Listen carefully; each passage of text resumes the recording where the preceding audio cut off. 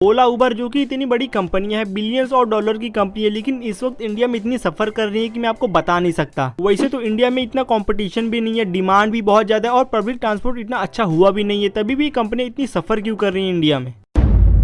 ओला उबर इन कंपनियों ने अपने ऊपर बिलियंस ऑफ डॉलर खर्च कर दिए, लेकिन ये इस वक्त अपने कैब ड्राइवर्स को, अपने वर्करों को अच्छा प्रॉफिट तक नहीं दे पा रहे हैं। जैसे कि मैंने कहा, इंडिया में इन कंपनियों का ज्यादा कंपटीशन भी नहीं है, कस्टमर भी ज्यादा है और पब्लिक ट्रांसपोर्ट इतना अच्छा हुआ भी नहीं है, जो भी है वो रिलायबल भी नहीं है और इंडिया का मार्केट भी बहुत बड़ा है। और तो और इन दोनों कंपनियों ने, ओला उबर ने 2021 से अपने प्राइसेस इंक्रीज ही किए हैं। तो आप लोग कहोगे कि सब कुछ अच्छा चल रहा है तो ये कैब ड्राइवर्स इतना कंप्लेन क्यों कर रहे हैं। देखो, 2019 में मुंबई में सीएनजी का प्राइस था 49 रुपए पर केजी, लेकिन आज 2022 में 86 रुपए पर केजी पहुंच चुका है और हर 3-4 महीने में 4-5 रुपए बढ़ ही रहा है। एस्टिमेट है कि 2023 तक सीएनजी का प्राइस 90 रुपए पर केजी पहुंच जाएगा। और डीजल की बात करें तो 2020 में डीजल का प्राइस था 76 रुपए लीटर, लेकिन आज 2022 में 98 रुपए लीटर पहुंच गया, जो कि एक रैपिड ग्रोथ है फ्यूल प्राइसेस में। ये हुआ कि गवर्नमेंट ने कौन सा डिसीजन लिया जिसकी वजह से कैब ड्राइवर्स को इतना प्रॉब्लम हो रहा है। और आप बात करते हैं कि इन कंपनियों ने कौन सा डिसीजन लिया जिसकी वजह से कैब ड्राइवर्स को इतना प्रॉब्लम फेस करना पड़ रहा है। देखो, ये भी है कि 2018 तक ये कैब कंपनियां अपने ड्राइवरों को इंसेंटिव देते थे और कमीशन भी 15 से 20% ही लेते थे, लेकिन आज प्रेजेंट टाइम इन कंपनियों ने अपना इंसेंटिव 0 कर दिया और अपना कमीशन भी 30 से 40% बढ़ा दिया। इसे आप इस तरह समझो कि उबर का 10 किलोमीटर का प्राइस है 232 रुपए, तो 232 में से कंपनी का कमीशन है 40%, तो 232 में से कमीशन के 90 रुपए काटने के बाद बचे 140 रुपए। और कैब ड्राइवर्स को 1 किलोमीटर ट्रैवल करने का कॉस्ट पड़ता है 3 रुपए, तो 10 किलोमीटर के हुए 30 रुपए, तो 140 में से 30 रुपए फ्यूल के निकाल दे तो उन्हें प्रॉफिट बचता है 110 रुपए। मतलब उन्हें 10 किलोमीटर की राइड लेने पे उन्हें 110 रुपए का प्रॉफिट होता है और मेंटेनेंस कॉस्ट अभी बाकी ही है। ऐसे ही अगर कैब ड्राइवर्स ने 8 राइड ऐसे लिए तो उन्हें 880 रुपए का प्रॉफिट बचता है। और अगर उस बंदे ने महीने में 25 दिन भी काम किया तो उसे 22,000 रुपए का प्रॉफिट बचता है। तो अब आप कहोगे कि यार ये ड्राइवर्स इतना पैसे कमा तो रहे हैं, तो दिक्कत क्या है। तो दिक्कत ये है कि इन बंदों ने अपनी गाड़ियां EMI पे ली होती है और हर महीने इन बंदों को 13 से 14,000 रुपए EMI का भरना पड़ता है। तो पूरा ले दे के कैब ड्राइवरों के पास 8 से 9,000 रुपए बचते हैं और मैंने अभी तक मेंटेनेंस कॉस्ट बताया ही नहीं है। तो वो ड्राइवर 8-9,000 में अपने खर्चे, अपनी जरूरतें कैसे पूरी करे। इसलिए कैब ड्राइवर आपको कहता है कि आप राइड कैंसिल कर दो, लेकिन जितने पैसे होते हैं वो हमें दे दो, जिससे हमारा कुछ कमीशन बच जाएगा। तो अगर हम ओला उबर की प्रॉब्लम समझे तो ओला उबर ने अपने बिजनेस मॉडल में बिलियंस ऑफ डॉलर खर्च तो कर दिया, लेकिन उन्हें प्रॉफिट नहीं हो रहा है। इसलिए उन्होंने सॉल्यूशन क्या निकाला कि हम इंसेंटिव 0 कर देते हैं और कमीशन जो 15 से 20% है उसे हम 30 से 40% बढ़ा देते हैं, जिससे क्या हुआ कि कंपनी को थोड़ा मोटा प्रॉफिट तो होने लगा, लेकिन इतना भी नहीं कि कंपनी एकदम प्रॉफिट में आ गई हो। लेकिन इसका एक बैकलैश ये हुआ कि कैब ड्राइवर का प्रॉफिट एकदम कम हो गया। जहां वो कैब ड्राइवर 2019 तक 70 से 80 हजार कमाता था, लेकिन आज 2022 में उसे मात्र 24 से 25 हजार ही बचता है और उस 24 से 25 हजार में से उसे 14 से 15 हजार EMI भरना पड़ता है और बचे 10,000 में वो बंदा अपने खर्चे कैसे संभाले। इसलिए कैब ड्राइवर क्या करता है कि आपको राइड कैंसिल करने बोलता है और जितने पैसे होते हैं आप मुझे दे दो, जिससे हमारा थोड़ा मोटा कमीशन बच जाए। और कभी कभी ड्राइवर क्या करता है कि आपके लिए AC बंद कर देता है, जिसकी वजह से कस्टमर को बहुत परेशानी होती है। और सबसे बड़ी प्रॉब्लम यह है कि बहुत सारे ड्राइवरों की गाड़ियां सीज हो गई है EMI न भरने की वजह से। अकेले दिल्ली में ही पिछले साल 30,000 से ज्यादा गाड़ियां सीज करी गई, जिससे क्या होगा कि कैब ड्राइवरों की संख्या कम हो गई और कस्टमरों का वेटिंग टाइम इसकी वजह से बहुत ज्यादा बढ़ जाता है। और अब तो कस्टमरों की संख्या टाइम बाय टाइम बढ़ते ही जा रही है और इन कंपनियों की डिमांड भी अच्छी खासी है, लेकिन ये कंपनियां उन डिमांड्स को पूरी ही नहीं कर पा रही हैं। और अब तो कस्टमरों को कैब सर्च प्राइस देना पड़ता है, जिससे कस्टमरों का एक्सपेंस बढ़ गया है इन ओला उबर कंपनियों को लेकर, जिससे कस्टमर भी परेशान, ड्राइवर भी परेशान और कंपनी के एम्प्लॉय भी परेशान है कंपनी के रवैये से। बेसिकली ओला उबर की शुरुआत होती है कनेक्शन प्रोवाइड कराने के लिए कस्टमर और ड्राइवर के बीच में। और इसे हम सिंपल वर्ड में समझे तो जैसे कि बाजूस प्रोवाइड कराता है एक कनेक्शन स्टूडेंट और टीचर के बीच में, और जोमेटो स्विगी कनेक्शन प्रोवाइड कराते हैं कस्टमर और रेस्टोरेंट को जोड़ने के लिए, उसी तरह से ओला उबर कनेक्शन प्रोवाइड कराते हैं पैसेंजर और ड्राइवरों को जोड़ने के लिए। शुरुआत में यही बिजनेस मॉडल था ओला उबर का, लेकिन आज ओला उबर की सबसे बड़ी प्रॉब्लम यही बन गई है, कस्टमर और पैसेंजर। शुरुआत में जब इन कंपनियों के पास बहुत सारा फंडिंग था तो इन्होंने कस्टमर को एक्वायर करने में और उनको फैसिलिटी देने में ज्यादा खर्च किए, लेकिन आज जब इन कंपनियों को प्रॉफिट में आना है तब ये कंपनियां डूब रही हैं। इसी प्रॉब्लम के देखते हुए इसे सॉल्व करने के लिए एक और स्टार्टअप आया मार्केट में, जिसका नाम है ब्लू स्मार्ट। इनके पास जितनी भी गाड़ियां हैं सभी गाड़ियां इलेक्ट्रिक है और ये ज्यादा प्रॉमिसिंग भी है एज कम्पेयर टू ओला उबर, क्योंकि ये कंपनी ड्राइवरों को गाड़ी खुद प्रोवाइड कराती है, जिससे ड्राइवरों को EMI भरने का टेंशन लेना ही नहीं पड़ता। लेकिन अभी ये कंपनी बहुत छोटी है, क्योंकि ये अभी अपने सर्विसेज पूरे दिल्ली में ही दे रहे, पूरे इंडिया में अभी एक्सपेंड नहीं हुए हैं। इन फ्यूचर इनका इरादा है एक्सपेंड करने का। देखने वाली बात होगी कि ये कंपनी मार्केट में किस तरह से परफॉर्म करती है। और ओला उबर की बात करें तो इनसे ज्यादा उम्मीदें है नहीं किसी को कि ये किस तरह से परफॉर्म करेंगे आगे आने वाले समय में। तो आज के इस वीडियो में इतना ही। मैं मिलूंगा अगले वीडियो में और भी इंफॉर्मेटिव वीडियो के साथ। उसे मिस नहीं करना चाहते तो चैनल को सब्सक्राइब कर दो और हाँ, वीडियो पसंद है तो वीडियो को तो लाइक करके जाना। मैं मिलूंगा अगले वीडियो में, तो टाटा।